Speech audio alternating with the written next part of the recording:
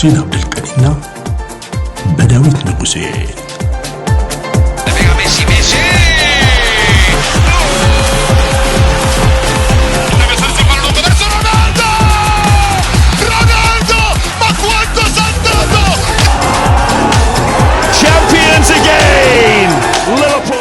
HD Sports ጤና ይስጥልን እንዴት ናችሁ የኤችዲ አድማጭ ተመልካቾች ኤችዲ ስፖርት መጥቷል ብስራት ላይ ነን 101 ጣቢያው ነው እንግዲህ በተወዳጁ ብስራት ሁሉ ጊዜም ተሰሙናላችሁ በሳምንት 3 ቀን አለን በዩቲዩብም እንግዲህ ሁሌ እንመጣለን ስለምትሰጡን አስተያየት ስለምትከታተሉን ምስጋናችን ከፍ ያለ ነው የኢትዮጵያ ብሔራዊ ቡድን ሽንፈትን ተከትሎ ከግብጽ በደረሰበት ሽንፈት መነሻ ትችቶች ትንሽ በርከት ብለዋል በነገራችን ላይ በርግጥ የትችቶች መበርከትን ተገቢነት ዛሬ እናነሳለን አንዳንዶቹ በጣም ጫፍ የረገጡት ትችቶች በርግጥስ ለተጫዋቾቻችን ይገባሉ የሚለውን በቆይታችን አጠር ያለ ሐሳብ እንሰጥበታለን ዛሬ ከዛው ውጪ ከዣቪ ሄርናንዴዝ ጋር የተያዘ እጅግ ጣፋጭ ኢንተርቪውን እንግዲህ ባልደረባይ ሁሴን ልኮልኝ ለእናንተ በሚሆን መልኩ አዘጋጅቼዋለሁ ይሄንንም ፕሮግራም ትሰማላችሁ ቆንጆ ነው በነገራችን ላይ አስቀድሜ ሐሳብ ልስጥበት ብዬ ነው ከዛው ውጪ እንግዲህ አሌክሳንደር ኢሳቅ በቀጣይ ዓመት ወደ አርሰናል ወይም ሊቨርፑል የሚጓዝ ከሆነ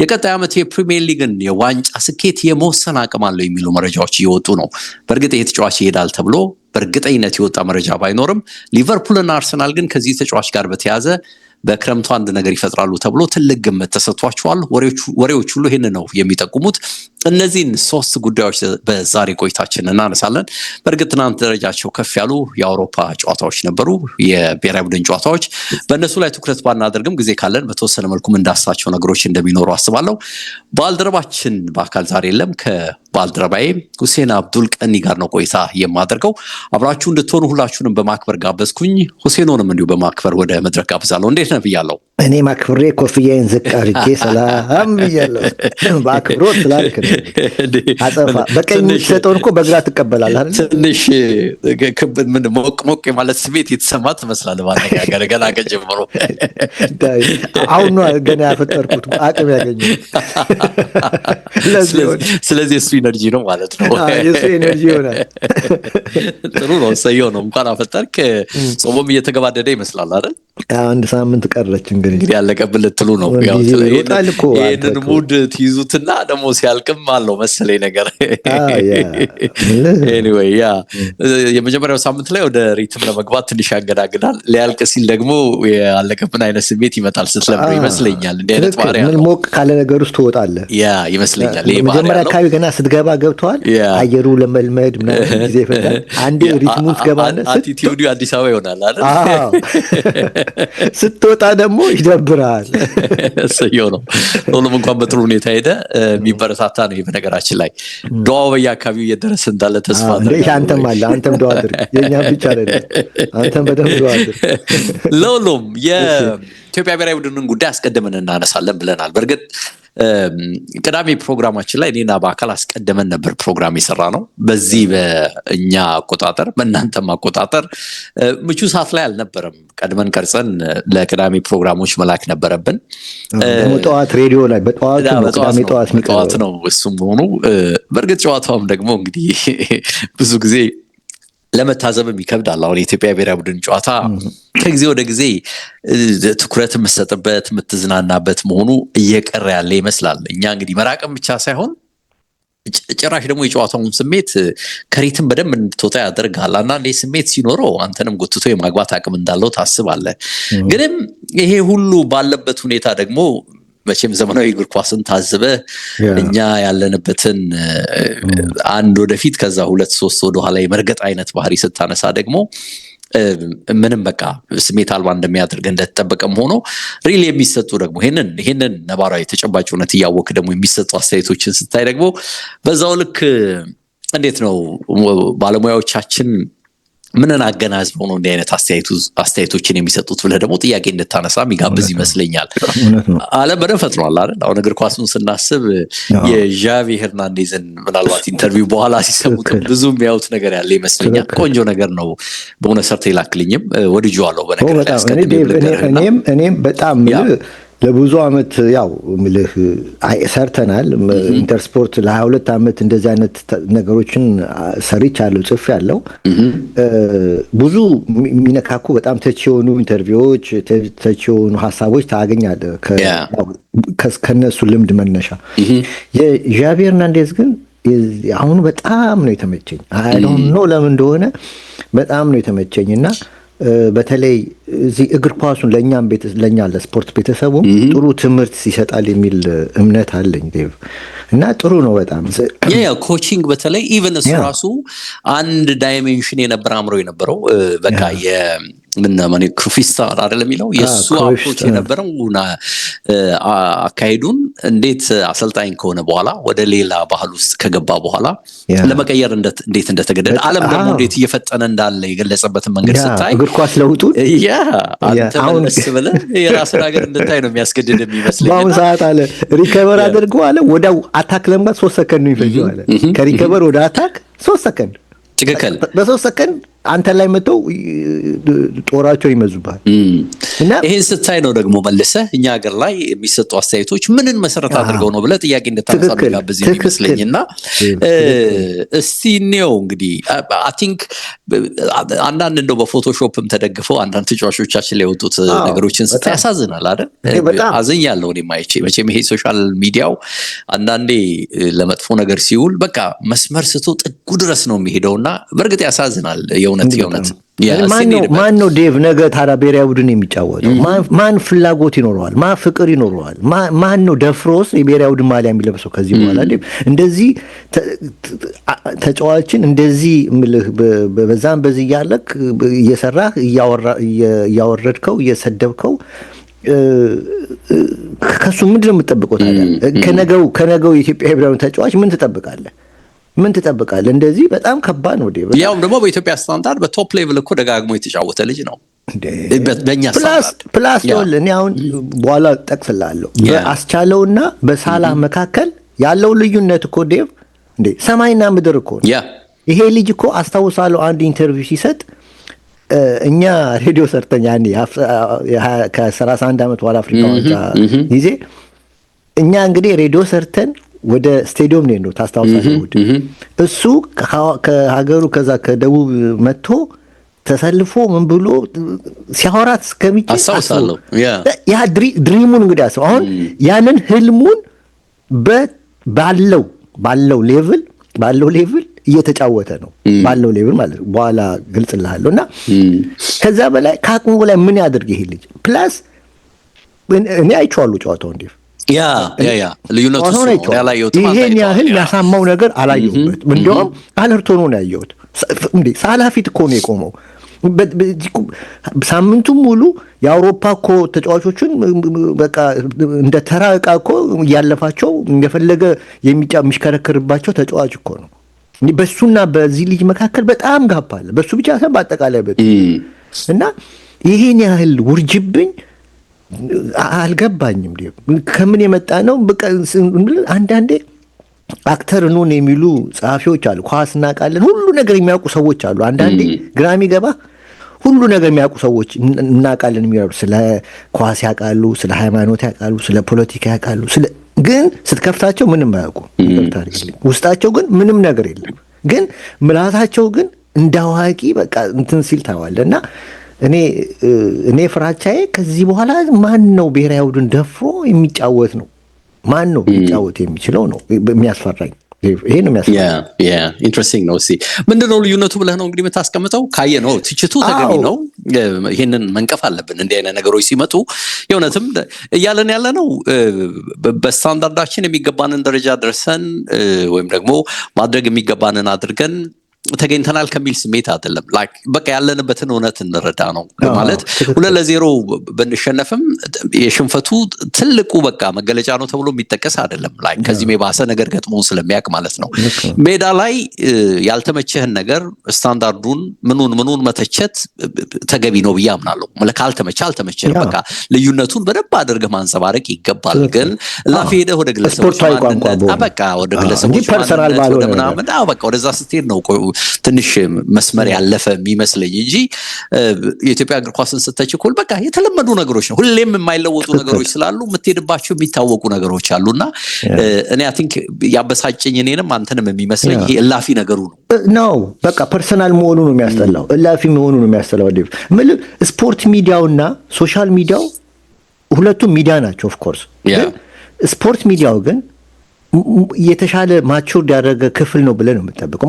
ምክንያቱም ይሄ ሶሻል ሚዲያው የራሱን ሀሳብ ሊሰጥ ይችላል፣ ይችላል። ስፖርት ሚዲያው ግን የተሻለ ስለሆነ ነው ፕላትፎርሙ የተሰጠው አይደለም። የዛ ፕላትፎርሙ ላይ ከወጥቶ የሚናገረው የተሻለ እውቀት አለው ተብሎ ነው አይደለም። እና ሁለቱም ሲደባለቅብህ ግን ግራ ይገባሃል። ሁለቱም ሲደባለቅ በተመሳሳይ ሁኔታ ሲቀርብ አንዳንዴ ግራ ይገባል።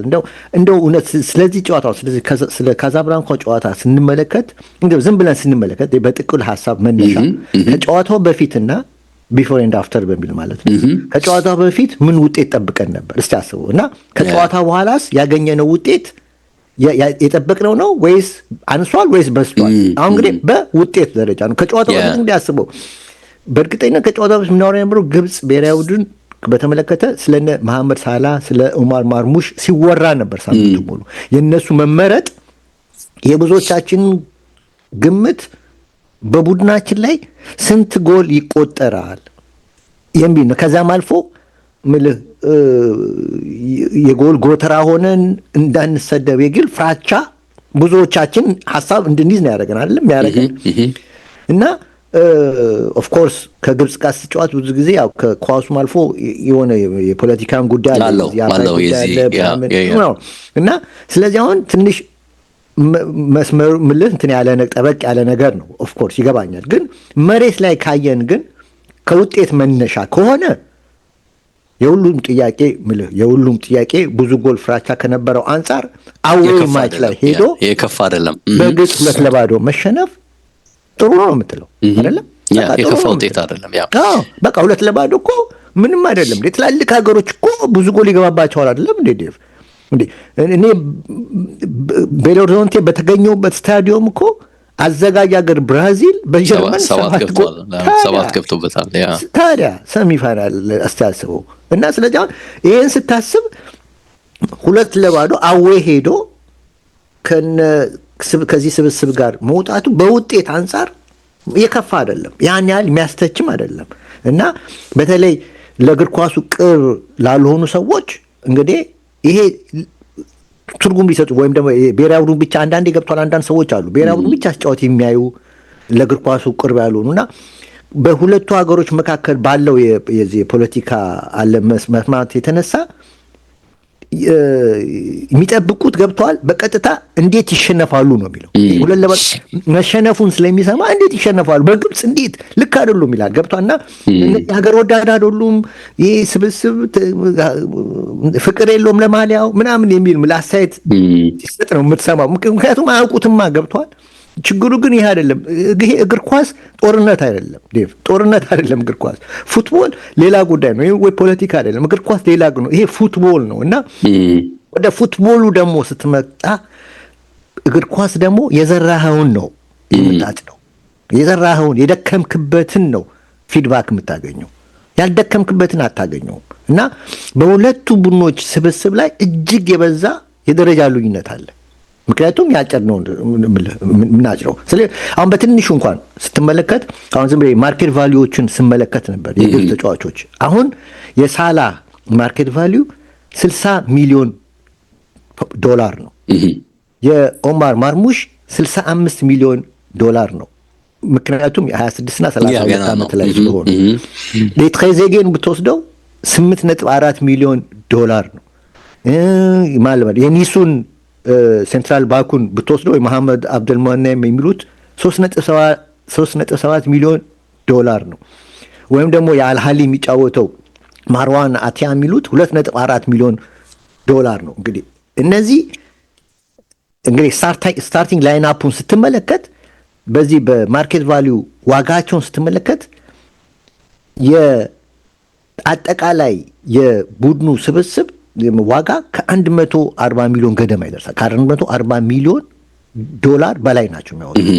የእኛ ጋር ስትመጣ ስታርቲንግ ላይን አፕ ውስጥ መለከት የኢትዮጵያ ተጫዋቾች ትልቁ ተጫዋቹ እና በማርኬት በዚህ በእንትኑ ላይ የሚታወቀው በማርኬት ቫልዩ ላይ የሚታወቀው አቡበከር ናስር ነው። ምክንያቱም ትንሽም ቢሆን ፕሮፌሽናል ሊግ ውስጥ ወደዛ ስለሄደ 420,000 ኬ ነው 420,000 ዶላር ነው የሱ ዋጋ። እንግዲህ አስበው ልዩነታቸውን እና ሌሎቹ በቃ ናሽናል ሊግ ተጫዋቾች ናቸው፣ ዋጋ የላቸውም፣ አልወጣላቸውም። አስበው እንግዲህ እና በሁለቱ ቡድኖች መካከል የተጫዋች ቫልዩነት በጣም ላቅ ያለ መሆኑን ያሳያል። እንግዲህ እና ለምሳሌ ሳላ ወይም መሐመድ ወይም ይህን ዋጋ ያመጡት ከመጣባቸው ወይም ኢንቨስት ከተደረገባቸው መነሻ ነው። እዚህ ዋጋ ላይ የደረሱት እኮ ብዙ ኢንቨስት ስለተደረገባቸው ነው። ዴቭ ይሄንን ማወቅ አለብን። ዛሬ 65-70 ሚሊዮን የሚያወጡት ዝም ብሎ አይደለም የሚነሳው። ለምሳሌ አሁን ቶዮታ ካምፓኒ ራቫ4ን ለምሳሌ አንድ መኪና ሲያመርት 2016 አለ 2018 24 25 እያለ ደርሷል። ስለዚህ አሁን የ2016 ጊዜ የነበረው ዋጋና አሁን ያለው 2025 ዋጋ የ2025 በጣም ከፍ ይላል። ምክንያቱም ፕሮሰሱ ከፍተኛ እውቀት ወጥቶበታል። ከ2016 ወደዚህ ድረስ በየጊዜው አፕዴት ሲያደርጉት መኪናውን ብዙ ይደክሙበታል። ቴክኖሎጂ በጣም ትንብሎበታል። ባለሙያዎች በጣም ተጠበውበታል። ብዙ ፊቸሮች ገብተው ተጨምሮበታል እና እንደ መኪናው ድካም እንደወጣበት አቅም የመኪና ዋጋ ከፍ ብሎ ይቀርብልታል 2025 ላይ ሲመጣ እና ልክ እንደዚህ አሁን የማርሙሽን ወይም ደግሞ የሳላን ብቻ ብትወስደው ብዙ ተሰርቶባቸዋል። በጤንነታቸው ላይ በጣም ብዙ ይሰራል። በፊትነሳቸው ላይ በጣም ብዙ ይሰራል። በተክለ ሰውነታቸው ላይ በጣም ብዙ ይሰራል። በቴክኒክ ብቃታቸው ላይ በጣም በምግብ አጠቃቀም ላይ ብዙ ባለሙያዎች የሚወጡ እንትን የሚሉት እነሱ ላይ ትኩረት የሚሳተፉበት እና በእያንዳንዱ እንትን ኢንዲቴል እኔ ባልጠቀስኳቸው ማለት ነው። በእያንዳንዱ ነገር ስፔሻሊስቶች ይደክሙበታል። እነዚህ ስፔሻሊስቶች ደግሞ እጅግ ከፍተኛ ገንዘብ የሚከፈላቸው ናቸው። በጣም ውድ ዋጋ የሚከፈላቸው ናቸው እና ስለዚህም ስለሚደክሙበት በሳላ ላይ ስለሚደክሙ ፊድባካቸው ፖዚቲቭ ነው። ገብቷል። አሁን ለምሳሌ ማርሙሽን ብትወስደው ከዋዲ ዳግላ ተነስቶ ቮልስቡርግ ሲገባ ከቮልስቡርግ ደግሞ ወደ ፍራንክፈርት ሲመጣ ከፍራንክፈርት ወደ ማንቸስተር ሲቲ ሲመጣ በእያንዳንዱ የክለብ እድገት ላይ ብዙ ድካሞች ብዙ ወጪዎች ተደርጎበታል። ኦፍኮርስ ሎን ሴንት ፖሊ እና ስቱትጋርት ሄዷል እና ስለዚህ አሁን ይህ ተጫዋች እንግዲህ በ15 ዓመቱ ጀምሮ እስካሁን የወጣበት ወጪ እጅግ በጣም ከፍተኛ ነው ዴቭ። እና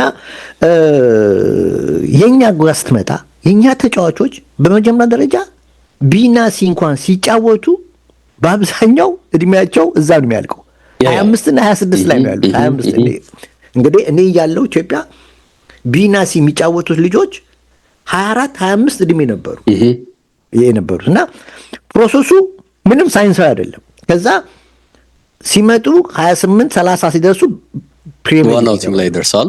ከዛ በኋላ እድሜ ቀነሳ ውስጥ ነው መገባው። እንደገና ከዛ እንግዲህ ሁሌ እንደምታወራው የፓስፖርት እድሜ ወይ ሴራሲ ወደ 20 እንደገና ዝቅ ትላለህ። እና እዚህ ላይ ታዲያ በታክቲክ በል በቴክኒክ በል በመርህ ደረጃ ተሰጥቷቸዋል። እነዚህ ልጆች በመርህ ደረጃ እኮ ቴክኒክን ይሰጧቸዋል፣ ታክቲክም ይሰጧቸዋል፣ ፊትነስም ይሰጧቸዋል። ዝም ብሎ ይሄ ነካ አለ አይደለም።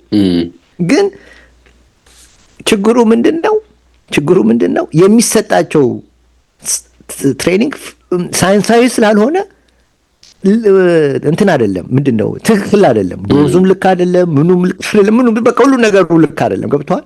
ዝም ብሎ በሀገር ባህል ልበል አይነት ስራ ነው። አሁን ለምሳሌ እንግዲህ ብዙዎች አሁን 70 ዓመት ሁሉ በአካል ብቃት ላይ ሰርተ ምንም አላደረግነው፣ ግን 70 ዓመት ሙሉ ፊትነሱን ሰራ ነው እንጂ ዝም ለብ አደረግ ነው እንጂ በትክክል አልሰራ ነው። ገብቷል? ፊትነሱን ሰርተው የፊትነስ ሌቭላቸው ኢንዲቴል በደረጃው ታይቶ ሌቭሉ ታይቶ ምናምን አልተሰራም። እዚህ ላይ እንደወደ ክራታቸው ዚና ላይ ነው እንትናቸው ጥንካሬያቸው ተብሎ አልተሰራም። በሁሉ ሴክተር ነው ይታል። በእግር ኳስ ብቻ አይደለም እኮ ዴቭ። ሲኒማ ቤት ብትሄድ በሲኒማ ፕሮዳክት ካምፓኒ በኩል ብትሄድም የዚህ ዓለምና ያኛው ዓለም ይለያያል። በሙዚቃው ዓለምም ተመሳሳይ። አሁን ለምሳሌ አሁን ያለፈው ጊዜ ገርሞኛል። እንትናን አይቻት ጄኒፈር ሎፔዝን እንግዲህ 55 ዓመቷ ነው ዴቭ። በ55 ዓመቷ መድረክ ላይ የምታሳየው እንቅስቃሴ ኤነርጂዋ የ20 ዓመት ልጅ 20 ዓመት 25 ዓመት ልጅ ነው የምትመስለው። የምታወጣው ኤነርጂ የምትሰራው እንትን ምክንያቱም ከበስተጀርባ ከሷ እዛ መድረክ ላይ ከመድረሷ በፊት ባለው ፕሮሰስ የወጣባት ድካም በጣም ብዙ ነው። ልክ እንደ እግር ኳሱ አሰልጣኞች አሏት ለእያንዳንዱ ነገር ገብቷል። ለፊትነሱ ለዚህ ኤነርጂ ዝም ብሎ አይመጣም ከመሬት ተነሱ ገብቷል። እና አሁንም ከነሳላ ጋር የተጫወቱ እኛ ተጫዋቾች አሁን አስባቸው ምንም ነገር ሳይንሳዊ ነገር ሳይመጡ ሁለቱም አንድ መድረክ ላይ ይቀርባሉ ገብቷል። አንድ መድረክ ላይ አሁን ሳላህን እና ግብጾችና የኢትዮጵያ ቡድን በአንድ መድረክ የአፍሪካ ዋንጫ ላይ ተገናኙ። አስበው እነዚህ ምንም ሳይደከም በራሳቸው ጥረት ነው የኢትዮጵያ ተጫዋቾች የሚመጡት በአብዛኛው በራሳቸው ጥረት ነው እንጂ ምንም የምሬ ነው ትንሽ ትምህርት ነው ሊያገኙ የሚችሉት ይቅርታ አድርግልኝ። እና አሁን ግን እና ስለዚህ አሁን ፉትቦል አሁን ቢዝነስ ሆኗል ገብቷል። እንደዚህ ተሰርቶ ኢንቨስት አድርገን ነው ተጫዋቾቹ ክለቦቹም አትራፊ የሆኑት ለዚህ ነው። ገንዘብ ስታወጣ በቀኝ ያወጣሉ በግራ ደግሞ ይረከቡሃል ካንተ። እና ልክ እንደ የግል ትምህርት ቤትና የህዝብ ትምህርት ቤት አንድ አይደለም ትምህርት አሰጣጥ ሰው እኮ ገንዘብ ተርፎት አይደለም ወደ ግል ትምህርት ቤት የሚሄደው። ምክንያቱም የግል ትምህርት ቤት ውስጥ ኳሊቲዎች አሉ። ለዛም ነው ገብቷል ከፍተኛ የግል ትምህርት ቤቶች ኤስኤልሲ ላይ ወደ ዩኒቨርሲቲ ላይ 95% ያልፋል 99% እዚህኛው ጋር ግን ምናልባት 40% 50% 60% ላያልፍ የሚችለው ምክንያቱም በግላቸው በጥረታቸው የሚያገኙ ልጆች ናቸው እንጂ አጠቃላይ የትምህርቱ እንትን አንድ አይደለም ኳሊቲ አሰጣጡ። እና የእኛ ተጫዋች ነው ያላቸው የፉትቦል ደረጃ ልክ እንደምን ልበልህ አሁን የሚሰጥ ያላቸው የአንደኛ ደረጃ ተማሪ ልበልህ አድርገው ውሰዳቸው ሌቭሉን የኛን እነ ሳላህና ደግሞ የሃይ ስኩል ተማሪ አድርገው ውሰዳቸው ሌቭሉን ከፍ ያለ ደረጃ ነው። ሁለቱም ለዩኒቨርሲቲ ለመግባት ታዲያ ፈተና ላይ ቅረቡ ይባላል። ምን ተምሮ ነው የሃይ ስኩል ላይ ምንም አልተማረም ይሄ ልጅ ወይ ደግሞ እዛም ታችኛው ደረጃ ምንም የተማረው ነገር የለም። እኩል ግን ገብተህ ተፈተነው ትለዋለህ ተፈትነህ እለፍ ትለዋለህ። ይሄ ደግሞ ለፈተናው ብቁ አይሆንም እና ዝም ብሎ ከመሬት አይመጣም። እና ይሄ በጣም ማወቅ አለብን። እና ይሄ በስሜት የምንሰጠው አሁን ብሔራዊ ቡድን የምንመለከተው በስሜትና በተስፋ አድርገን ነው። በሚቀጥለው ጨዋታ ያሸንፋል ብለን ነው ከትላልቅ ቲሞች ጋር ኦፍ ኮርስ ከሱ በታች ደግሞ አሉ እነ ሶማሌ እነ ጅቡቲ ሊጎች ደግሞ ታች ወርዶ ትመለከታለህ ከኛ ያነሱ ናቸው። እነሱን የማሸነፍ ዕድሉ ሰፊ ነው። እና ይሄ ግን አንዳንዱ ደግሞ የሚገርምህ እንደሆነ ታውቃለህ ተጫዋቾቹ ላይ የሚደርሰው ወቀሳ ማልቀበለው ተጫዋቾቹ ውጤት በጠፋ ቁጥር ከፍተኛ ደሞዝ እየተቀበሉ ያለ አግባብ ይባላል። ደሞዝ እኮ የሚከፍለው ልጆች ተጫዋቾቹ አይደለም እኮ አስገድደው ክለቡን ክፈልን የሚሉት ክለቡ ፈልጎ እኮ ነው የሚከፍለው አይደለም እንዴ? ለምሳሌ አንድ ተጫዋች 3 ሚሊዮን ብር 4 ሚሊዮን ብር የሚሰጠው ክለቡ ፈልጎ ነው አይደለም እንጂ ተጫዋቹ እኮ አስገድዷቸው አይደለም። ስለዚህ ተጠያቂው ክለቡ ለምንድን ነው እንደዚህ ለዚህ እግር ኳስ ለምን ታወጣለህ ተብሎ መጠየቅ ያለበት ክለቡ ነው እንጂ ተጫዋቾቹ ምን ያድርጉ? ተጫዋቾቹ በቃ የግል ህይወታቸው ለማሸነፍ ማንም የሚሰጣቸው እኔ እኮ ስራ ስፈልግ እዚህ ጥሩ ስራ ያለውን ፖዚሽን ነው ፈልገው አይደለም ወይ ደግሞ መስሪያ ቤቴ እኮ ለማደግ ሁሉ ጊዜ ማስታወቂያ ሲወጣ ጥሩ ፖዚሽን ከሆነ ነው መርጬ የምገባው። በቃ ይሄ ላይፍ ጉዳይ ነው። እነዚህም በቃ ይሄ ነው እንትናችሁ ምንም ጥፋት የለባችሁ። አንድ ተጫዋች 500 ሺህ ብር ያገኝ በቃ ክለቡ ከፈቀደ ምን ያደርግ ልጁ? እሱ 500 ሺህ ብር ስጡ አለ ኖ አትመጥንም እምቢ ቢሉት እኮ በቃ አያስገድድም። ሁሉም ስታንዳርድ ቢያደርግ እኮ ይሄን ያህል ገንዘብ አይወጣም ነበር አይደል? በዚህ እግር ኳስ በቃ ግን ስታንዳርድ የለም። ያው በስተጀርባ ብዙ ነገር ይሰራበታል። ስለዚህ ገንዘቡ ላይ ይወጣል እና እነዚህ ነገሮች ማወቅ አለብንና የእግር ኳስ ደረጃችን ነው ይሄንን የገለጸው። ኦፍ ኮርስ ዝም ብለህ ስታየው ጨዋታውን ዛሬ የቴክኒክ ችግር ይኖራል፣ ነገ የታክቲክ ነገ የፊትነስ ችግር ደግሞ ከአሰልጣኝ አሰልጣኝ የሚለያያል። ለምሳሌ እኔ የውበቱ ቡድን ያኔ የነበረው ጥሩ ቡድን ነው። ምንም እኔ ካየኋቸው ከቀረቡት ቡድኖች የኢትዮጵያ የውበቱ ጥሩ ነገር አይቼበታለሁ። እሱም ያው በጥረት በምናምን የመጣ ነው። እኛ እሱንም ለምን እንዳነሱትም አይገባኝም። ለምን ብዙ ችግሮች አሉ። እና ግን አጠቃላይ ግን የኢትዮጵያ ብሔራዊ ቡድን ተጫዋቾች ደረጃቸውን የኢትዮጵያ ሕዝብ ማወቅ አለበት። በተለይ ባለሙያዎች ይሄን መናገር አለብን።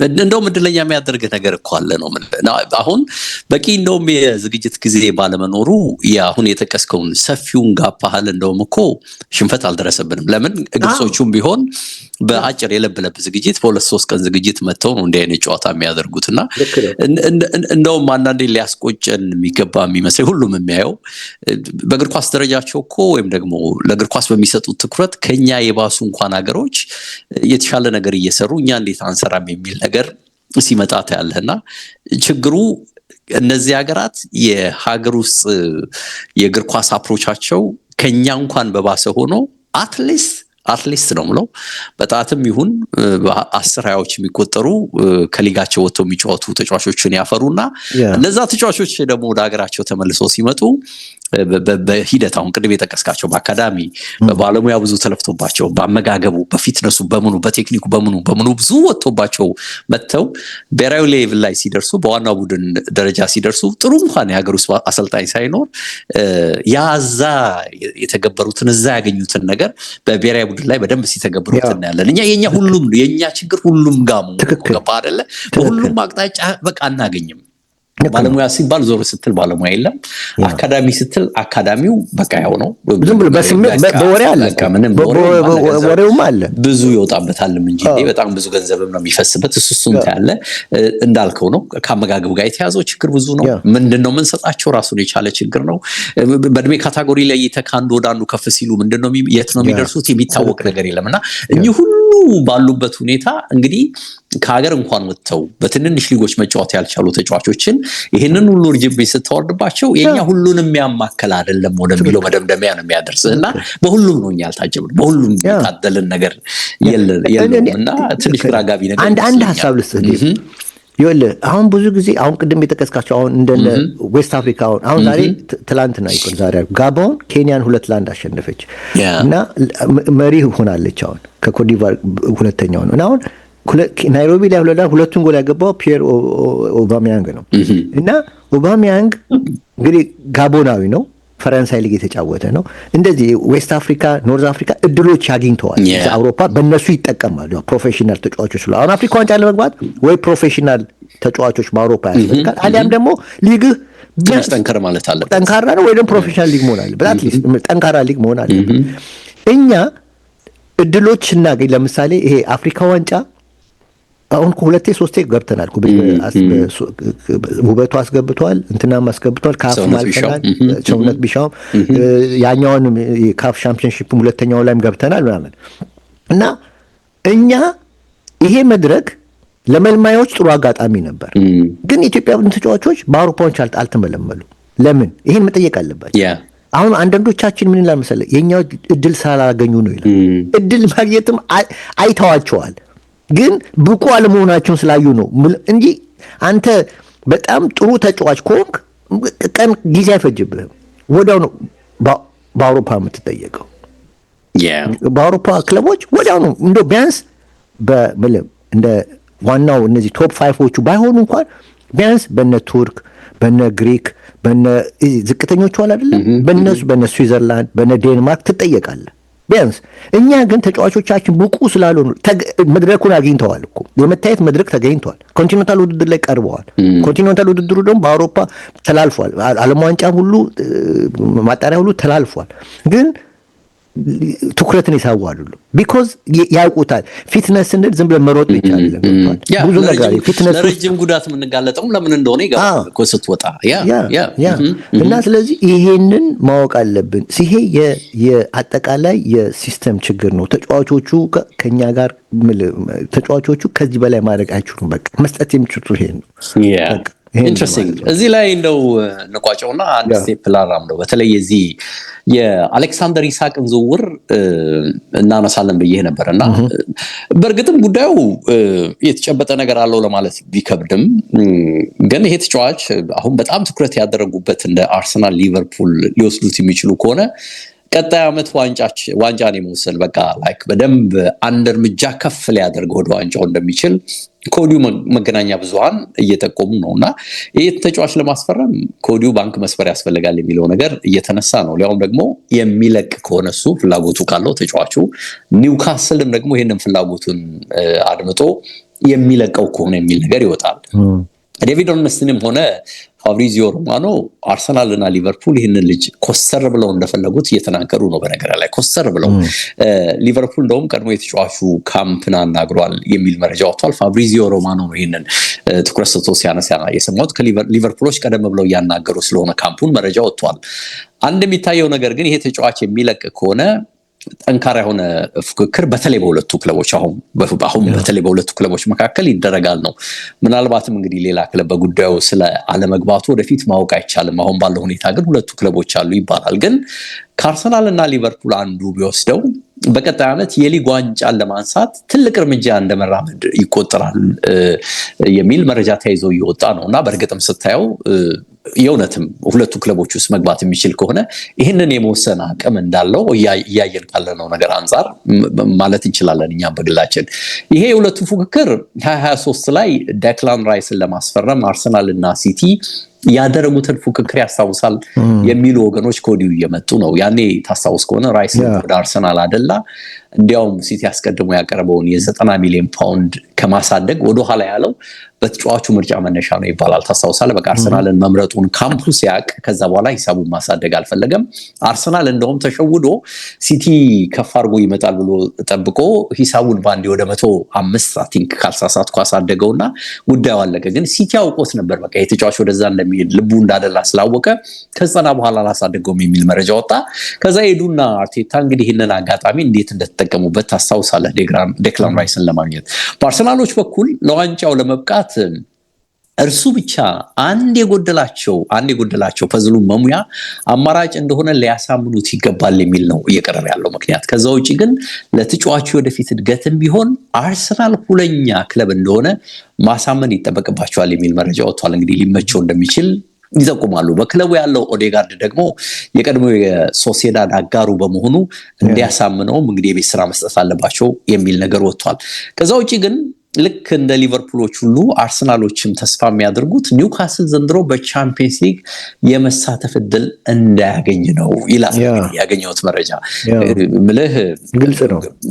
ይሄ ልጅ እንግዲህ ቻምፒየንስ ሊግ መግባት የሚችል ከሆነ ለምንድን ነው ክለቡን ለቆ የሚሄድበት እድል የሚኖረው በሚል ነው እንግዲህ ብዙዎች የሚያቀርቡትና ይሆናል አይሆንም እናያለን። ግን ልቡ ከሸፈተ ይሄ ልጅ ቻምፒየንስ ሊግ ገቡም አልገቡም ከአርሰናል ወይም ከሊቨርፑል ጋር የተሻለ ዋንጫ የማንሳት እድል አለኝ ካለ ሊወስን ይችላል። እንግዲህ ኦፒኒየን እዚህ ላይ ሐሳብ ልንሰጥ እንችላለን። በሊቨርፑሎች በኩል ግን ከክለቡ የሚለቁ በርካቶች መሆናቸውን ማሳመንና እርሱ ለቀጣዩ ፕሮጀክት ወሳኝ መሆኑን በግልጽ መንገር አለባቸው የሚል ነገር ተነስቷል። ለምንድነው? የሳላ ሁኔታ አለየም እኔም አንተም የምናውቀው ነው። ኑኔዥ አመቱ እስኪጠናቀቅ በናፍቆት እየጠበቀ ነው። በቃ በእርግጠኝነት ክለቡን ለቆ መሄድ የሚፈልግ ተጫዋች ነው። የዲያዝ ሁኔታ ደግሞ ሰሞኑን የፈነዳ ቦምብ ነው። ሁሉም እያወራው ነው። እንግዲህ ኮንትራቱን ለማራዘም አይፈልግም፣ ያሉትም አጭር ጊዜያት ናቸው የሚሉ ነገሮች ወጥተዋል። ክለቡን ሊለቅ እንደሚችልም ደግሞ ምንጮች በእርግጠኝነት እየተናገሩ ነው። የባርሴሎናም ስም እየተነሳ ነው ከዚህ ተጫዋች ጋር በተያዘ። ሊቨርፑል እንግዲህ ሳላም ዲያዝም ለቀቁም አለቀቁም ኑኔዥ የሚሄድ በመሆኑ ብቻ እንዲሁ ደግሞ ጆታም መተማመን እየሰጣቸው ባለመሆኑ አጥቂ ማምጣታቸው አይቀርም ነው የተባለው። አንዳንዶች ኑኔዥን ወደ ኒውካስልም ሰጥተው አሌክሳንደር ኢሳቅን የዝውውር አካል አድርገውም ሊያገኙት የሚችሉበት እድል አለ። ኤኒሃው ኑኔዥን በደንብ ሊጠቀሙበት የሚችሉበት ሁኔታ ካለ ብለው ያነሳሉ። እንግዲህ ዋጋ ለመቀነስ ለሳቸውም ይሆናል። የሆነ ቲፒካል እንግሊዛዊ ባህሪ ያለው ተጫዋች ይመስላል አይደል? እንግሊዛዊ ቅልጥም አለው፣ ረጅም ነው፣ እሳቸው የሚፈልጉት አይነት ነገር እንዲህ አይነት ነገር ያነሳሉ። ስለዚህ ዋጋ ሊቀንስል ይችላል። ሊቨርፑልን እዚህ ውስጥ ይከቱታል። ግን ይሄም ሆነ አልሆነም ሁሉም ነገር ባይሳካ እንኳን ሊቨርፑል 120 ሚሊዮን ፓውንድ ለአጥቂ ለማውጣት ከወዲሁ ዝግጁ ሆኖ እየጠበቀ ነው የሚል ነገር ወጥቷል። እንዳልኩ የሳላም ሁኔታ አጭር ሊሆን ይችላል። አንድም አመት ፈረመ፣ ከዛም በላይ ሊቆይ የሚችልበትም ሂደትም ኖረ አልኖረ አጥቂ የግድ ይፈልጋሉ። እንደተባለው ኑኔዥ ይለቃል በእርግጠኝነት። የጆታም ጉዳይ አስተማማኝ አይደለም። ስለዚህ ይሄ የሚጠበቀው ነገር ነው። ከሆነ ግን ለሊቨርፑል ደግሞ ኢሳቅን ማግኘት እንዴት አይነት ትልቅ ዜና ሊሆን እንደሚችል እዚህ ላይ ግምት ትወስዳለህ። እንግዲህ ለሁሉም በሲዝኑ በ33 ጨዋታ 23 ጎል አስቆጥሯል። 5 አሲስት ያደረገ ነው ኢሳቅ። ግን ይሄን ተጫዋች ማግኘት ፈተናው በጣም በጣም ከባድ እንደሆነ ሂሳቡም ላይ ቀመስ የሚችል ሊሆን እንደሚችል ነው እየተገመተ ያለው። አርሰናልም ሊቨርፑልም ሊወስዱት ከፈለጉ የግድ የእንግሊዝ ፕሪሚየር ሊግ የተጫዋቾች ዝውውር ሪከርድን መስበር አለባቸው የሚል መረጃ እየወጣ ነው። ይሄ ይሆናል ወይ ነው ትልቁ ጥያቄ። አርሰናል ሊቨርፑል ይሄን ያወጣሉ ወይ ያሳካሉ ወይ በሪከርድ ሂሳብ ይሄን ተጫዋች ማግኘት ይችላሉ እስካሁን ክለቦቹ ከሄዱበት አፕሮች አንፃር መነሻ የሚል ሐሳብ ይነሳል። በግሌ ከጠየቀኝ እኔ ኒውካስል ልጁን ለመሸጥ የሚገደድበት ምንም ምክንያት አለ ብዬ አላምንም። አንደኛ ተጨማሪ ኮንትራት ሊያስፈርሙት እየፈለጉ ነው። ባይፈልጉም እንኳን እስከ ክረምት ገና 2 እና ከዛ በላይ የሆነ ኮንትራት ጊዜ ያለው ሪላክስ ማድረግ የሚችሉ ነው የሚመስለኝ። የመሸጥ ጥድፊያ ውስጥ መግባት የሚፈልጉ አይመስለኝም። በግሌ ልጁም ገፍቶ ኒውካስሎችን ሽጡኝ ወይም ደግሞ መልቀቅ ፈልጋለሁ የአርሰናልን ጥያቄ ወይም የሊቨርፑልን ጥያቄ አደምጣለሁ ብሎ ይናገራል የሚል እምነት የለኝም እስከማይበት ባህሪ መነሻ። ከዛ ውጪ ደግሞ ሁሉም እንደሚያምነው የፋይናንሻል ፌር ፕሌውን ተከትሎ ከሲቲ አንፃር የሚወሰነውን ውሳኔ ኒውካስሎች በጥንቃቄና በጥልቀት የሚያዩት ነው ይመስለኝ። ሲቲ ነፃ ከሆነ ኒውካስሎች ገንዘብ ማውጣት የማይችሉበት ምክንያት ምንድነው? ስለዚህ በደንብ ክለቡን መገንባት የሚችሉበትም ሂደት አብሮ ሊቀርብ የሚችል ይመስለኛል። እንግዲህ ያሉት ግዴታዎች ተጽዕኖዎች እንዳሉም ቢሆን ሲቲ ይሄንን እንዴት አመለጠ እኛ ለምን ማውጣት አንችልም ወደሚል ግዴታ ከገቡ ኒውካስል በትልቁ ክለቡን መገንባት የሚችልበት አፕሮች ውስጥ ይገባል። ስለዚህ ለሌላ ትልቁ ዋንጫ ኒውካስልም ራሱን ሊያዘጋጅ የሚችልበት ሂደት መኖሩን ስታይ እኔ አሌክሳንደር ኢሳቅ እንደው የሚዲያ ግብዓት ካልሆነ በቀር ይለቃል የሚል የግል እምነት የለኝም። ግን እንዳሉት የሚለቅ ከሆነ ለሁለቱ ክለቦች በተለይ ለተጠቀሱት ለአርሰናል እና ሊቨርፑል ግን የእውነትም ወደ ዋንጫ ራስን በደንብ የምታስጠጋበት ትልቁ ሙቭ ነው ብዬ ነው እማምነው እና ይሄ መረጃ ወጥቷል ነው አጭና ግን ዴቭ ቻምፒየንስ ሊግ ባያልፍ ኒውካስል ይቆያሉ ታስባለህ? እርግጠኛ አይደለሁም። እንግዲህ አሁን እሱ ነው ቋን ትልቁ ነጥብ። እርግጠኛ አይደለሁም ግን የሚመስለኝ ባያልፍም የሚቆይ ነው ይመስለኝ። የግሌ ነው ማለት ባያልፍም እርግጠኝነት በጣም ባይሰማኝም ባያልፍም የሚቆይ ነው ይመስለኝ። እንግዲህ አንዳንድ ጊዜ የተጫዋቾች ባህሪ ራሱ የሚነግርህ ነገር አለ አይደለ? ምንም ደስተኛ እንደሆነ ነው ደግሞ ደጋግሞ የተጫዋች የሚናገረው። እንግዲህ በዚህ ክለብ ውስጥ እሱ ምልህ መድረክ ላይማ ምልህ ኢንተርቪው ሲደረግማ ሁሉም ለቃለው የሚል የለም በአብዛኛው። ግን አሁን አንድ ነገር ይታየኛል። ምን መሰለህ ዴቭ፣ ኦፍ ኮርስ ይሄ ተጫዋች አሁን ትልቅ ተጫዋች ሆኗል። እንደውም የዚህ አሁን አውሮፓ ላይ ያለውን የማርኬት ቫልዩ ስመለከት ቅድም አሁን 3 ተጫዋቾች ናቸው ከ100 ሚሊዮን በላይ ያሉት። ኤርሊንግ ሃላንድ 200 ሚሊዮን ዩሮ ተለጥፎበታል። ኪሊያን ኤምባፔ 160 ሚሊዮን ዩሮ ተለጥፎበታል። ሎታሮ ማርቲኔዝ 110 ሚሊዮን ዩሮ ተለጥፎበታል። አሁን ከጥቂት ሳምንቶች በፊት የአሌክሳንደር ኢሳክ ዋጋ ቫልዩ 75 ሚሊዮን ዩሮ ነበር። አሁን በዚህ በጥቂት ሳምንቶች ባሳየው ፐርፎርማንስ ይሄ ዋንጫው ምናምን ተጨምሮ 25 ሚሊዮን ዩሮ አሳደገ ራሱ አደገ እና አሁን 100 ሚሊዮን ገብቷል እና 4ኛው ተጫዋች ሆኗል። አሁን በአውሮፓ ካሉ ተጫዋቾች ከ100 ሚሊዮን ዩሮ በላይ ቫልዩ የሚያወጡት እነዚህ ልጆች ናቸው። በማርኬት ቫልዩአቸው ከ100 ሚሊዮን በላይ እና ይሄ ተጫዋች እዚህ የደረሰበት ምክንያት አሁን ከዕለት ዕለት ያለውን ኳሊቲዎች በተለይ ፔሲንግ፣ ድሪብሊንጉ፣ ፊኒሺንጉ፣ ኮምፖዘሩ በጣም ሞደርን ስትራይከር የምትላቸው አይነቶች ናቸው። ፊኒሺንጉ አይተዋል። ኤክሰለንት ፊኒሺንግ አቢሊቲው በጣም ይገርመው ሩዝለስ ነው። በጣም ጎበዝ ነው እና ድሪብሊንግ እንትኑ በጣም ስትሮንግ ነው። ስኪሉ ጥሩ ነው። የተዘጋ ስፔስን እንደውም ደግሞ በራሱም በተሻለ ኦፖርቹኒቲ ክሬት ይፈጥራል።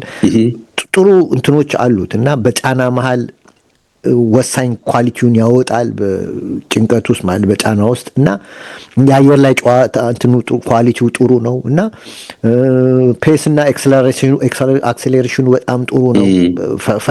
አክሰሌሬት ያደርጋል። ኳስ ይዝ ቅልጥማም ነው ምናምን እና ፖዚሽን አያያዙን በጣም ጥሩ ነው። እንትና ከፈለክ አክስ ውስጥ መጫወት ይችላል፣ ከፈለክ ዊንግ ላይ ማጫወት ትችላለህ እና ሜዳውን በሚገባ የመጠቀም ኳሊቲ ያለው ልጅ ነው።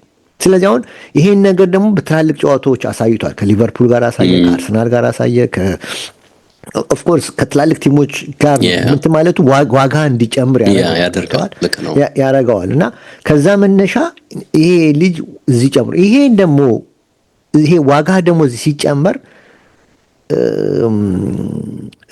ኳስ ተጫዋች ገብተዋል የሆኑ ጊዜያቶች አሉ ልክ እንደ ጌሙ ሞሜንቶች አሉ አይደለም። ቲሞች ፍላጎት በዛው ያልካል። ያው ፍላጎት በዛው ሊያድግ ይችላል ነው የምትለኝ? እና አሁን ይሄም ልጅ ገብቶ አሁን ፒክ እንትን ላይ ደርሷል፣ ፒክ ደረጃ ላይ ደርሷል። ይህን አጋጣሚ ደግሞ ራሱ መሸጥ አለበት። ገብቷል። መሸጥ አለበት።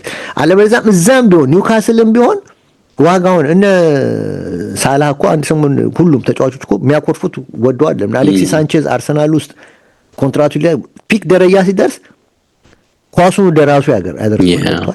ስለዚህ ወደ ራሱ ሲያደርግ ክለቡ እሱ በሚጠይቀው መንገድ መሄድ አለበት ማለት ሂሳቡን በጣም ከፍ ማድረግ አለበት።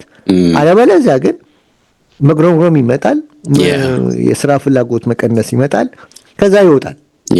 መጨረሻ ላይ ትወጣለህ ወይ ትለቀዋለህ እና እዛን ንትርክ ውስጥ ገብቷል። እዛች ኮሪዶር ውስጥ እንዳይገባ ያስፈራል። ስጋት አለኝ ነው።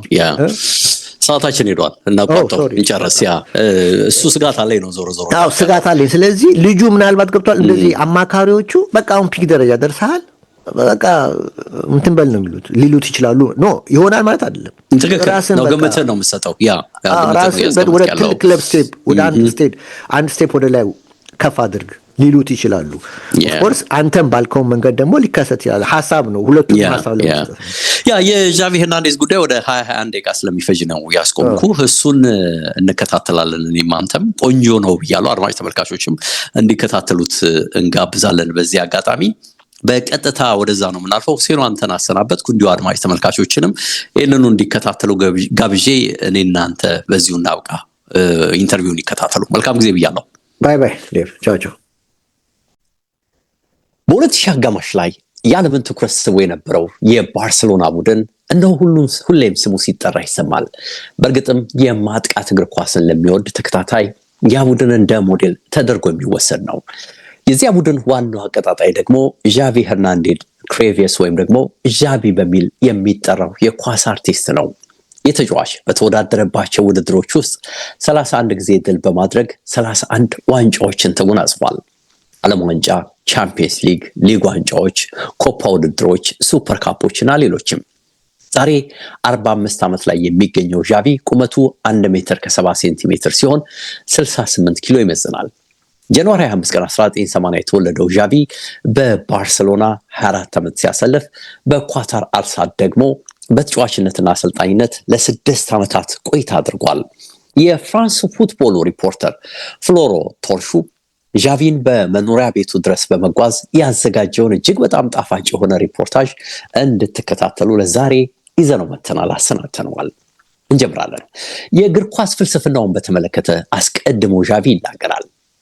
ገና 11 ዓመት ልጅ እያለ ነበር የባርሴሎና ማሰልጠኛ ማዕከል የሆነው ላሜሲያን በር ያንኳኳው። ታዲያ በዛን ጊዜ ለመጀመሪያ ጊዜ የሰማውና እስከዛሬም ድረስ በአእምሮ አንድ ጥግ ላይ ተተክሎ የተቀመጠ መርህ አለ። ይህ መርህ በሴንት ግራቪስ በሚገኘው ማዕከል በር ላይ ይገኛል። ሳሊድ ያ ዲስፍሩታድ ጆን ክራይፍ የሚል ነው። ትርጉሙም ጎ አውት ኤንድ ኢንጆይ ማለት ነው። ወደ ሜዳ ግቡና ተዝናኑ እንደማለት ነው ይላል ዣቪ። ያስረዳል ሲናገር፣ ክራይፍ በኔ ላይ ከፍተኛ ተጽዕኖ አድርጎብኛል። ስለዚህ ለኔ ከምንም በፊት እግር ኳስ ጨዋታ መዝናኛ ነው፣ በቃ ትርጉሙ ይሄ ነው ይላል። ዣቪ ይቀጥላል። እርግጥ ነው ዓላማው ማሸነፍ ነው፣ ግን ድሉም ቢሆን በደንብ ከተጫወትክ ይመጣል። በደንብ መጫወት ደግሞ ሜዳ ውስጥ ስትዝናና ነው ይላል። በመሰረቱ የኔ እግር ኳስ ፍልስፍና በአራት ምሰሶች ላይ የቆመ ነው። እነርሱም 4 ፒዎች ናቸው። ፕሬሲንግ፣ ፈጥነን ኳሳችንን ለመረከብ፣ ምክንያቱም ኳሱ የኛ መሆን እንዳለበት የግድ ማወቅ አለብን። ሁለተኛው ፒ ደግሞ ፖሴሽን ነው። 90% የጨዋታውን ኳስን ካልያዝክ እንደምትቸገር ማሰብ አለብህ። ስለዚህም ግዴታ ነው። ሶስተኛው ፒ ደግሞ ፖዚሽን ነው። እያንዳንዱ ተጫዋች የራሱ ዞንን ይይዛል። በተጨማሪም ጓደኛው የት እንዳለ ማወቅ ግዴታው ነው። አራተኛው ፒ ደግሞ ፐርሰፕሽን ነው። በተቻለ መጠን ጨዋታውን መረዳትና ጥሩ ውሳኔ ለመውሰድ ወይም ጥሩ ግምት መያዝ ወይም አንቲሲፔሽን የግድ ያስፈልጋል ይላል።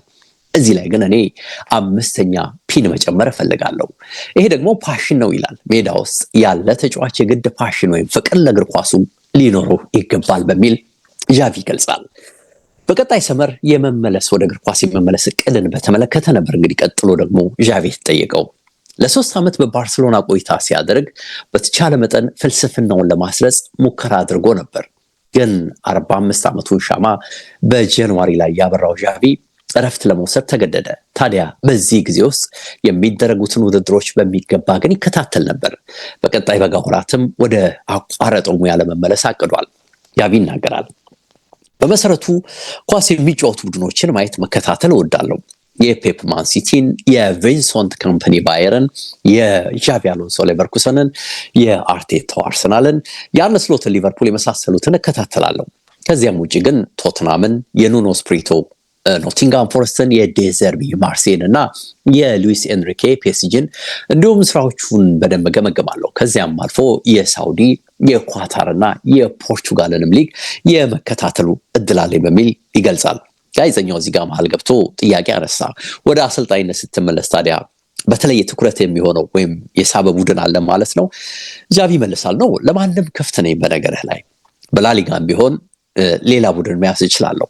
ዋናው ጥሩ ለኔ ተስማሚ ፕሮጀክት ይሁን ብቻ።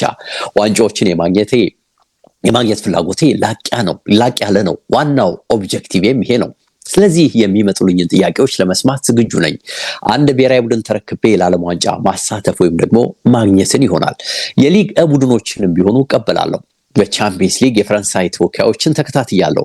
ፒኤስጂ፣ ብረስት፣ ሞናኮ፣ ሊል፣ ማርሴይም ቢሆን የማያቸው ቡድኖች ናቸው። ፒኤስጂን በእርግጥ ለመቋቋም የሚከብድ እንደሆነ አይቻለሁ። ጥሩ ቡድን ከጥሩ ፕሮጀክት ጋርም እንደሆነ በተጨባጭ ኤንሪኬ እያሳየን ነው የሚል እምነት አለኝ ብሏል። ባርሴሎና ከኳስም በላይ ሃይማኖት ስለመሆኑ የገለጸበትን ሀሳብ ደግሞ እናንሳ። ጃቪ ያሳለፈው ጥሩ የእግር ኳስ ዘመን ሲሆን አሁን በሁለተኛው የኳስ ህይወቱ ዘመን እየኖረ ይገኛል። የምንፈልገው ተጫዋቾቼ እንዲዝናኑ ነው። የሚጫወቱት አጫወት ደግሞ በቅድሚያ ተደሳች እንዲሆኑ የሚያደርገው እነርሱን ነው። ለደጋፊዎቹ በእግር ኳስን እንዲያቀርቡ እንዲያሳዩ ፈልጋለሁ። በዚህ መነሻ ቻምፒየንስ ሊግን፣ ዩሮን ወይም ደግሞ ዓለም ዋንጫን ማግኘት ይሻለሁ ይላል ጃቪ።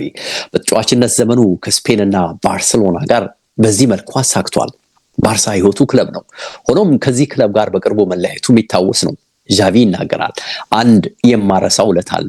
ይኸውም አያቴ መላው ቤተሰቦችን በካምፕኑ አንድ ጨዋታ ገብዞ ነበር።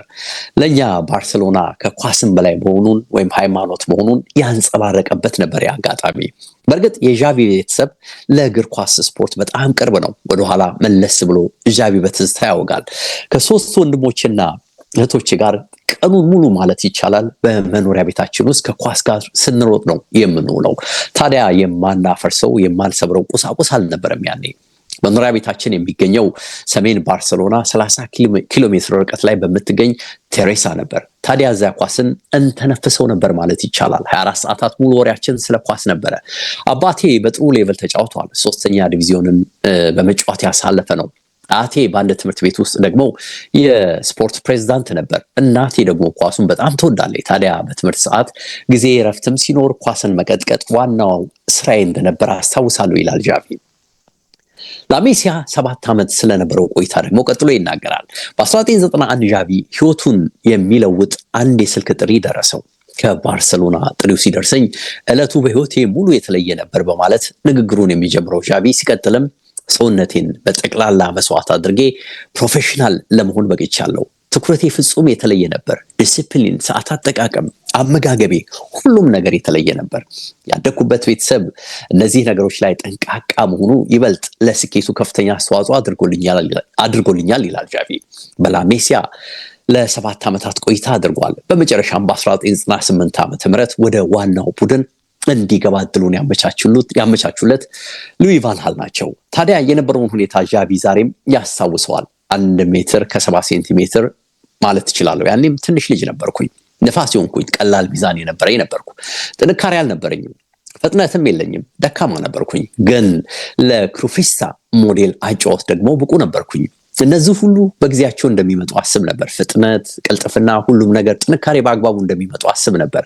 በባርሳ ቆይታዬ ኃላፊነቴ በሜዳ ውስጥ ነፃ ስፔሶችን መፍጠር፣ መጠቀም፣ ዞኖችን በሚገባ ለይቶ ማገናዘብ ነበር ማለት እችላለሁ። ያኔ በተለይ የተጋጣሚ ተጫዋቾች በብዛት በማይገኙበት ዞኖች መከታተልና በዚያ ውስጥ መጠቀም ነበር። ታዲያ የምገኘው በትክክለኛው ቦታና በትክክለኛው ጊዜ ነበር ማለት እችላለሁ። ይህንንም በተለይ በልዩ ሁኔታ እንድረዳ የረዱኝን አሰልጣኞች በሙሉ ላመሰግናቸው እወዳለሁ። በተለይም ቫን ሃል ሁልጊዜም ይህንን ፍልስፍና በውስጤ በሚገባ እንዲሰርጽ ያደረገና ለዚህ ቦታ የተለየ ችሎታ እንዳለኝ ደጋግሞ ይነግረኝ ስለነበረ ትልቁ ክሬዲት ለእርሱ ይገባል። አንዳንዴ ራሴን ከማምነው በላይ እርሱ በእኔ ላይ እምነት ነበረው ማለት እችላለሁ ይላል ጃቪ። የመጀመሪያው ሲዝንም ለጃቪ ጥሩ ጊዜ አልነበረም። ባርሴሎና የውጤት ችግር ያጋጠመበት ጊዜ ነበር። ደጋፊዎቻችን በእጅጉ ተቃውሟቸውን ነጭ መሀረብ በማውለብለብ ጭምር ይገልጹ የነበረበት ዘመን ነበር።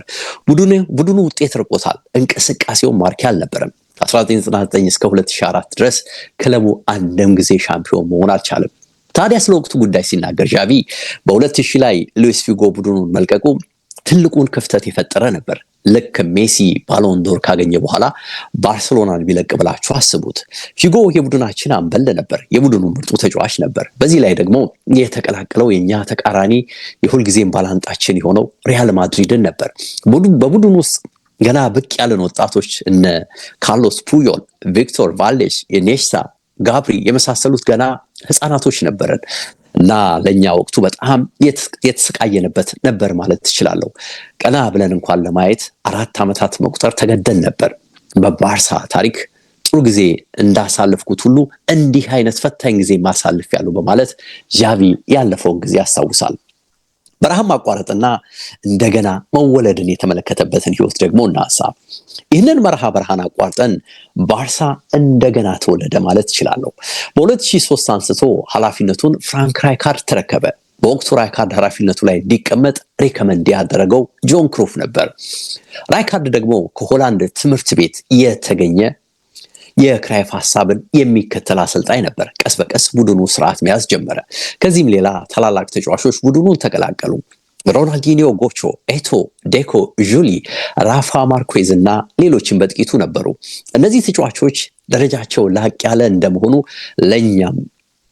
ለኛም ትልቅ እድል የሰጠን ነበር። ከታች ሆነን እድገታችን በትልቅ ሁኔታ እንዲመጣ በፈጣኑም እንድንለወጥ ያደረጉን እነርሱ ናቸው ማለት እችላለሁ ይላል ዣቪ።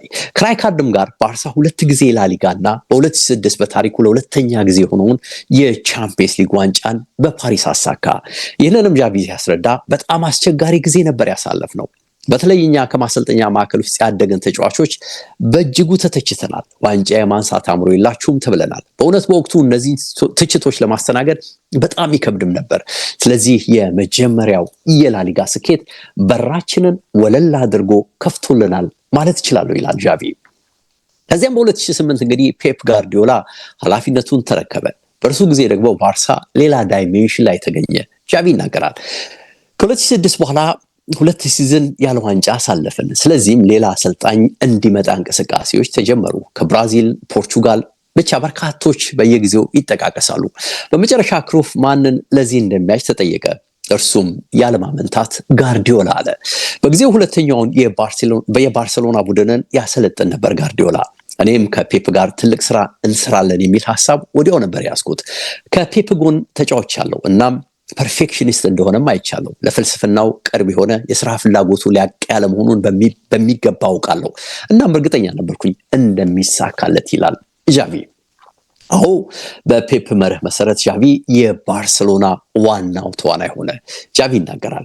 እስከ 24 ዓመት ድረስ ይሰማኝ የነበረው ተሰባሪነት ባህሪ ነበር፣ ወይም ደግሞ በእንግሊዝኛው ፍራጃይል እንደምንለው ማለት ነው።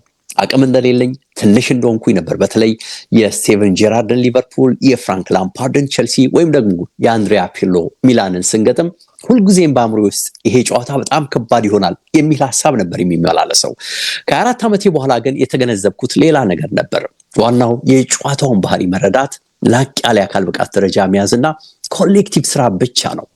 የፔፕ ባርሴሎና ከሌሎች የሚለየው በዚሁ ባህሪው ነበር። ይህ ቡድን ምንጊዜም ከአእምሮ የማይጠፋ ነበር ማለት ይችላለሁ። በስፔን እግር ኳስ ምርጡ ትውልድም ነበር ይቀጥላል ዣቪ። እኔ በመሰረቱ ከሜሲ ወይም ከክርስቲያኖ ሮናልዶ የተለየው ምርጡ ተጫዋች አልነበርኩም፣ ግን የእንቅስቃሴው የባርሴሎና የፔፕ እንቅስቃሴው መሪኔ ነበርኩኝ። ሆኖም ለብቻዬ አንድን ጨዋታ የማሸነፍ አቅም የለኝም። እነርሱ ሜሲና ሮናልዶ ማለቱ ነው፣ ግን ይህንን ያቀፈ ኳሊቲ ያላቸው። ስለዚህ 3 ጊዜ የባሎን ዶር 3ኛ ደረጃን በመያዜ ይኮራለሁ። በ2009 በ2010 እና 11 በነገራችን ላይ 3ኛ ሆኖ ተመርጧል በባሎን ዶር። በእርግጥ ለ3ኛ ደረጃ የነሐስ ባሎን ዶር ሽልማት የለም። ያሳዝናል። ፍራንስ ፉትቦል ቢሰጠኝ ደስታዬ ላቅ ያለ ነበር። በግሌ ሙዚየም ውስጥ ማስቀምጠው ነበር። ጥሩ ማስረጃም የሆነ ነበር ይላል ዣቪ እየቀለደ። ፍራንስ ፉትቦል በ2020 ላይ ከፔሌ፣ ዲያጎ ማራዶና፣ ዚነዲን ዚዳን ጎን ባሎን ዶር ድሪም ቲም በሚል አንድ የተለየ ኤክስክሉሲቭ መጽሔት አቅርቦ ነበር። ወርቃማ ድሪም ቲም ውስጥም ዣቪ እንዲካተት አድርጓል። ታዲያ ዣቪ በግል ሙዚየም ውስጥ ይህንን መጽሔት ፍጹም በተለየ ሁኔታ በመስታወት ውስጥ አስቀምጦትም ይታያል። ለምን ተብሎ ሲጠየቅም ልጆቼ እኔ ጥሩ ኳስ ተጫዋች መሆኔን አያውቁም፣ አላዩኝም ስጫወት፣ ስለዚህ ይህ ለእኔ ጥሩ መረጃ ነው፣ ትልቅ ስጦታይም ነው በሚል ይናገራል። የሉዊስ ኤንሪኬን ቃል በተመለከተ ያለውን ደግሞ እናንሳ። ስፔን እግር ኳስ ሀገር ብትሆንም ከዣቪ ትውልድ በፊት ግን ድል ያደረገችው አንድ ጊዜ ብቻ ሲሆን እርሱም በ1964 የአውሮፓ ሻምፒዮን በመሆን ነበር። ታላላቅ ውድድሮች በተለይም እንደ ዓለም ዋንጫ አይነት በውስን ቡድኖች ቁጥጥር ስር የዋለ ነበር። ጣሊያን፣ ጀርመን፣ ብራዚል፣ አርጀንቲና ነበሩ እንግዲህ የተቆጣጠሩት። ግን ከ2008 እስከ 2012 ድረስ በነበረው ትውልድ ይህንን ሜንታሊቲ ለውጠናል ይላል ዣቪ። ከኛ በፊት ስፔን ሩብ ፍጻሜ ከደረሰች በቃ እንደ ትልቅ ስራ ሙገሳ ይሰጥ ነበር። ዛሬ ግን ዋንጫውን ካላነሳን በቃ እንደ ውድቀት ነው የሚታየው።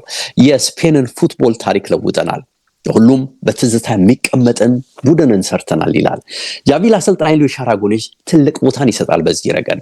በዩሮ 2008 ላይ ሉዊስ የተለየ ስሜትን አጎናጽፎኛል። ሁልጊዜም ከቃሉ አንተ ምርጡ ነህ ይለኝ ነበር። አዎ ያ ትውልድ ለስፔን ትልቅ መሰረት የጣለ ነው።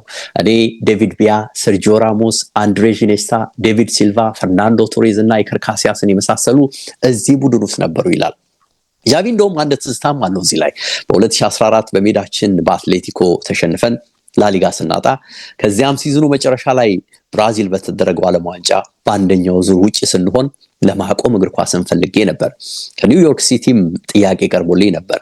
እኔም 34 ዓመቴ እንደመድረሱ የአውሮፓ እግር ኳስ በቃኝ ብዬ ወደዚያው ለማራ ተዘጋጅቼ ነበር። ግን የባርሴሎና አዲሱ አሰልጣኝ ኮች ሉዊስ ኤንሪኬ ነበረ እና ምን አለኝ፣ የትም አትሂድ፣ እዚሁን የቡድናችን አንበልም ትሆናለህ፣ ዋንጫም እናነሳለን አለኝ። እኔም ሐሳቡን ተቀብዬ ግን ራሴን ከብሔራዊ ቡድን አግልዬ በእርግጥም ፍጹም የተለየ ሲዝን አሳለፍን። የእግር ኳስ ህይወቴንም በወርቅ ቅብ ዘጋሁት፣ ቋጨሁት ይላል እንግዲህ ዣቪ። ዶሃ ዘ ዲስከቨሪ ኦፍ አናዘር ፉትቦል። እስቲ ደግሞ ስለ ዶሃና የኳታር ጉዳዩ እናንሳ። ከሜሲ፣ ኔይማር እና ሱዋሬዝ ጋር የባርሳ የ3 ዋንጫ ባለድል ሆነ። ይህም በ2015 ነበር። ዣቪ ወደ ሌላ ዓለም በመጓዝ ደግሞ በኳታር ለአልአሳድ መጫወትን ጀመረ። ለዚች ሀገር ዣቪ ያለው ፍቅር ላቅ ያለ ነው። እንዲህም በማለት ይገልጻል። በቅድሚያ ላይፍ ፕሮጀክት ነበር፣ ፍጹም ሰላም በነገሰባት ሀገር ውስጥ፣ በዚህ ላይ ደግሞ ትልቅ ጫና የሌለባት እንደመሆኑ ለስራ መችነቱ አያጠያይቅም። ልጆች የተወለዱትም በኳታር ነው። ስለዚህ ቤተሰቦች በጠቅላላው ልክ እንደ ሁለተኛ ቤታችን ነው የምናያት። ሀገሪቱ ለኛ ምቹ ነች። በ2022 ዓለም ዋንጫ ላይ ከውድድሩ በፊት አስተዋጽኦ እንዳደርግ ተጠይቄ አድርጌያለሁ። ብሔራዊ ቡድኑ ዝግጅት ላይ የተቻለኝን ጥሪ ያለው እንደ አሌግሪ፣ ፔፕ ጋርዲዮላ፣ ሃንስ ፊሊክ አይነቶችንም አሰልጣኞች ጋብዤ ቡድናችንን እንዲገመግሙ አድርጌያለሁ። ከአልአሳድ ጋር ለ4 ዓመታት ሰርቻለሁ። ከዚያ ጫማዬን ሰቀልኩኝ። በ2019 ብሔራዊ ቡድኑን በመያዝ አንድ ብዬም ጀምሬያለሁ። እዚያ ሌላ እግር ኳስን አይቻለሁ ማለት እችላለሁ። ከክራይ ፍልስፍና ጋር ፍጹም የተለየ ነው። አንዳንድ አሰልጣኞች በካውንተር መጫወትን ይመርጣሉ፣ ሌሎች ደግሞ በሎ ብሎክ፣ በዞን መከላከልን፣ በፈጣን ትራንዚሽን የመሳሰሉትን እነዚህን ሁሉ በኳስ ህይወት ውስጥ ያልሰራሁባቸውና የማላውቃቸው ነበሩ ይላል ዣቪ ሲናገር። ሲቀጥል ግን ከዚህ በኋላ ራሴን መጠየቅ የጀመርኩበት ሐሳብ መጣ ይላል። አሰልጣኝ ከሆንክ የፉትቦል ፊድባኮችን ሁሌ ለመረዳት መጣር እንዳለብኝ የገባኝ እዛ ነው። ትራንዚሽን፣ የቆሙ ኳሶች፣ እንዲያውም ፊፋ ባደረገው አንድ ጥናት ጎሎች 1/4 በሆነ መንገድ የሚገቡት ከዚህ መነሻ መሆኑን ያስረዳል። ፊዚካል ላይ መሰረት ያደረገ አቀራረብ ዛሬ እንግዲህ ተጫዋቾች አትሌቶች ሆነዋል። እንቅስቃሴያቸው ሁሉ በጣም ፈጣን ነው። በ3 ሰከንዶች ውስጥ ከመከላከል ወደ ማጥቃት ይሸጋገራል። ባርሴሎና ውስጥ እንግዲህ ተጋጣሚ ላይ የበላይ ነበርን። ኳስን በመቆጣጠር እና በሃይ ፕሬስ በማድረግ ነበር። ዛሬ ሁሉም ቡድኖች ፕሬስ በማድረግ ፈጥነው ኳስን ሲቆጣጠሩ ይታያል። ስለዚህ በአሁኑ ሰዓት ፕሬሲንግን ተቆጣጥረህ ኳሱን ከክልልህ ለማውጣት ብዙ መስራት እንደሚገባ ተረድቻለሁ ይላል ዣቪ። እንግዲህ ምን ያህል በእግር ኳስ አሰልጣኝነት ህይወቱም ልምድ እንደወሰደ የገለጸበት ሐሳብ ነው። ወደ ባርሴሎና ስለመመለስ የሚያነሳውን እናንሳ። የእግር ኳስ እውቀቱና ሚናው እግር ኳስን ሳይንሳዊ አድርጎለታል ማለት ይቻላል። ዣቪ ሲናገር እጅግ ሲበዛ በርካታ ጨዋታዎችን ተከታትያለሁ። ታዲያ በእኔ ላይም በተለየ ላሜሲያ ሆቴልና የሚጫወትበት ቦታ ትልቅ አድቫንቴጅ እንዳገኝ አድርጎኛል። በመሰረቱ እኔ እግር ኳስን የምመለከተው በጥቅሉ ነው። ይህም የማስበው እንዴት ልከላከል ወይም እንዴት ላጥቃ በሚል ላይ በማተኮር አይደለም። ከዚህ ይልቅ ትኩረት የማደርገው እንዴት ሚዛኑን የጠበቀ ቡድን ልገንባ ነው። ለኔ ምርጥ አሰልጣኞች የብላቸው በተለይ በተጫዋችነት ዘመናቸው በሚድፊልድ ፖዚሽን ላይ ይጫወቱ የነበሩትን ነው። ፔፕ ጋርዲዮላ፣ ሉዊስ ቫን ሃል፣ ካርሎ አንቸሎቲ፣ ዣቪ አሎንሶ፣ ማይክል አርቴታ የመሳሰሉትን ነው ይላል። ዣቪ በ2021 ወደ ባርሴሎና ከ6 ዓመት ቆይታ በኋላ ተመለሰ። ጉዳዩንም ሲያስረዳ ባርሳ 2 ጊዜ ኃላፊነቱን እንድረከብ ጠይቆኝ ነበር፣ ግን እኔ ዝግጁ ስለመሆን ስላልነበርኩኝ አልተቀበልኩትም ይላል። ባርሴሎና በገንዘብም ሆነ በውጤት ቀውስ ውስጥ ገባ። በተለይ ሜሲ መልቀቅ ክለቡን በእጅጉ በሁሉም ረገድ ጎትቶታል። ጃቪ ይናገራል። ነገሮቹን ማረጋጋት ያስፈልግ ነበር። ኃላፊነቱን የተረከብኩበት ጊዜ እጅግ በጣም ጥሩ አልነበረም። ጥረት በማድረግ ክለቡን ለማስተካከል ሞከርኩኝ። የመጀመሪያው 1 ዓመት ተኩል ጥሩ ነበር ማለት እችላለሁ። ይህም ከተረከብኩበት የክለቡ ችግር አንጻር ማለቴ ነው። ጆርዲ ክሩፍ እና ከማቲዮ አልማኒ ጋር ጥሩ ፕሮጀክት ነበረን። ስለዚህም በላሊጋ 2ኛ ደረጃን ተጎናጸፍን። በቀጣዩ ሲዝን በ2023 ግን ሻምፒዮን ሆነን የስፔን ሱፐር ካፕንም አገኘን። በቀጣይ ግን ውጤት ራቀን። መነሻው ደግሞ ሁለቱ አጋሮቼ ጆርዲ እና ማቲዮ በመነሳታቸው የተፈጠረ ነበር በሚል ያስረዳል። ስለ መነጠሉና በባርሴሎና ስለ አዲሱ ትውልድ ደግሞ የገለጸበትን እናንሳ። በ3ኛው ሲዝን የባርሴሎና ቆይታዬ ለብቻ የመነጠል ስሜት የታየበት ነበር ማለት ይቻላል። ቡድኑ በፒኤስጂ ተሸንፎ ከውድድር በጊዜ በሩብ ፍጻሜ ውጭ ሆነ። በላሊጋም ተቀናቃኙ ሪያል ማድሪድ የበላይነቱን በመቆናጸፍ ተቆጣጠረው። ላፖርታ አስቀድሞ የ2025ን ኮንትራት እንደሚያከብር ቢገልጽለትም በመጨረሻ ላይ ግን ፊታቸውን እንዳዞሩበት ታየ። ጃቪ ይናገራል። 2009 ላይ ክለቡ ከነበረበት ቀውስ የባሰ ጊዜ ይመለሳል ብዬ አስቤ አላቅም። ከኔ ኳስ ህይወት መነሻ ብዙ ተጠብቆ ነበር። እኔም ለዚህ ክለብ ያለኝ ጥልቅ ፍቅር እንድጎዳ አድርጎኛል የሚል እምነት አለኝ። አንዳንዴ ስሜታዊ ነገሮችንም የተገበርኩበት እንደሆነ ይሰማኛል። ብቻ ትልቅ ትምህርት ያገኘሁበት ጊዜ ነበር ብዬ ለመናገር እችላለሁ ይላል። ጃቪ ይቀጥላል። አንዳንድ ስህተቶችንም ፈጽሜያለሁ። ቡስኬትን በ2023 መልቀቁ አጫዋታችን ላይ ተጽዕኖ መፍጠሩ ግልጽ ነው። በአንድ ሚድፊልድ ምትክ 3 የማጥቃት ተጫዋቾችን ለመተካት ነበር የሄድኩት። ይሄ ደግሞ ውጤታማ አልሆነም። ውጤቱ ባይመጣም ግን በአንጻሩም አዲስ ትውልድ ለዚህ ክለብ አቅርቤያለሁ የሚል እምነት አለኝ። እንደ ፌርሚን ሎፔዝ፣ ላሚን የማል፣ ፓዋ ኩባሲ፣ አሌሃንድሮ ባልዴ በጥቂቱ የሚጠቀሱ ናቸው። እነዚህ የወደፊቱ የክለቡ ምሰሶች ስለመሆናቸው ደግሞ በእርግጠኝነት እናገራለሁ ይላል። ይህንን ዘገባ ያቀረበው የፍራንስ ፉትቦሎ ፍሮለንት ቶርሹ በጃቪ መኖሪያ ቤቱ ሲሆን በመጨረሻ ላይ የፎቶ ስነስርዓት ለማድረግ እየተዘጋጁ ጃቪ በመኖሪያ ቤቱ በሚገኘው የሙዚየም ክፍል ውስጥ እየወሰደው እንዲህ አለው። እጅግ ሲበዛ እድለኛ ነኝ። የልጅነት ህልሜን በተግባር አሳልፌያለሁ። ዓለም ላይ በጠቅላላው ስዘዋወር መንገድ ላይ ፍቅሩን አክብሮቱን ይሰጠኛል፣ ያስቆሙኛል፣ ያነጋግሩኛል። የባርሴሎና ጊዜን ያስታውሱኛል። የብሔራዊ ቡድኑን ድል ያጫውቱኛል።